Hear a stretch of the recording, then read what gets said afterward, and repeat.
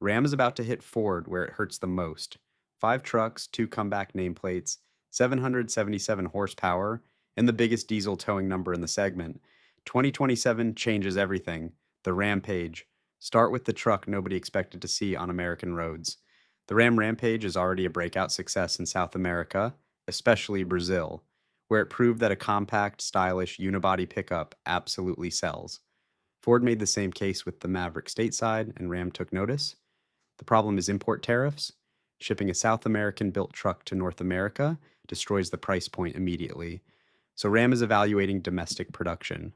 Building the Rampage in the US means new supply chains and longer timelines, but if they can hit an aggressive price, they walk straight into a compact truck segment that is heating up fast with very few real competitors. The Dakota. Now the nameplate that's been rumored for years and is finally confirmed.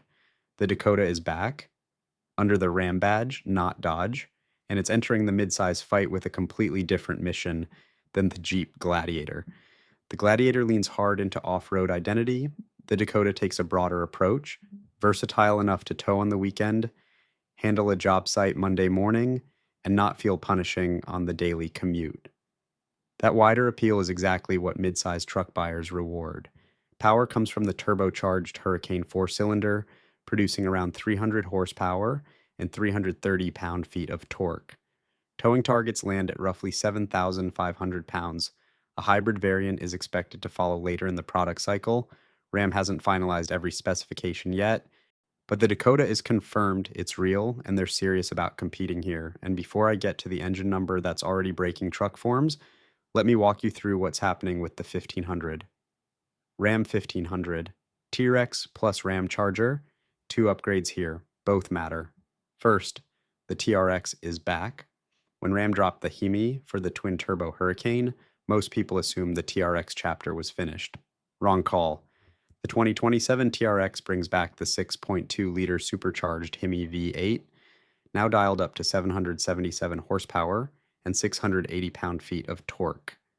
0 to 60 in around 3.5 seconds in a full-size pickup truck, long travel suspension, Bilstein Blackhawk adaptive dampers, wide stance, massive fender flares, all of it returns. Performance monster, luxury interior. The formula that made the original legendary is still completely intact. Second, the Ram Charger. Ram's plug-in hybrid setup works differently from every other hybrid on the market. The gasoline engine never drives the wheels directly. It acts purely as a generator, keeping the battery charged while electric motors handle all the driving. Instant torque for towing, long range, no range anxiety for buyers who haul heavy loads across long distances. Smart engineering for real-world truck use, not just a marketing checkbox. Ram 2500, Cummins gas engine. This one raised eyebrows. A Cummins gasoline engine, that name is synonymous with diesel power. But Ram and Cummins are building one specifically for the 2500. It's based on the 6.7-liter B-Series platform with multiple output configurations, reportedly under evaluation. Official specs are currently locked behind closed doors. That usually signals that production planning is getting close. Watch this one carefully. Ram 3500, new Cummins diesel. Now the number that's been setting truck forums on fire, the 3500 is getting a brand new 7.2-liter inline-6 Cummins diesel. Power estimates land at 500 horsepower and 1,200 pound-feet of torque. Towing capacity is expected to push past 40,000 pounds. Ford already fired back with an announced 8-liter Power Stroke aimed directly at this fight. The heavy-duty war for towing supremacy is fully underway. 2 of the biggest names in the segment throwing their hardest punches in years. Whoever wins that battle on paper, the buyer wins at the dealership.